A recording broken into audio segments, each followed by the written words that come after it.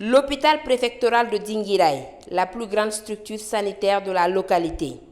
Ici, des centaines de patients reçoivent quotidiennement des soins. En séjour dans la ville sainte, le ministre de la Santé est reçu par le personnel médical de l'hôpital. Comme ailleurs, les différents services de l'hôpital sont visités. Dr Oumar Djoueba vient s'imprégner des conditions de travail du personnel et des offres de soins. Il rappelle la tolérance zéro face au mauvais comportement du personnel. Parmi les conseils qu'il nous a prodigués, premièrement, c'est l'accueil. Nous devons accueillir dignement nos frères et sœurs de Dinguiraye dans les formations sanitaires.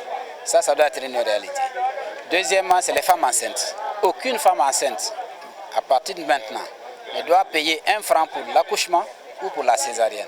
Puisque le gouvernement a fait des efforts énormes pour nous donner des médicaments, pour nous donner des équipements, pour que toutes les femmes enceintes puissent accoucher ou faire leur césarienne dignement, sans qu'on demande 1 franc.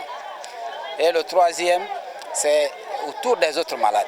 Il a dit d'avoir de l'empathie pour nos malades, de se mettre à la place des malades. Au cours de cette visite, une fillette dans le coma attire l'attention du ministre de la Santé.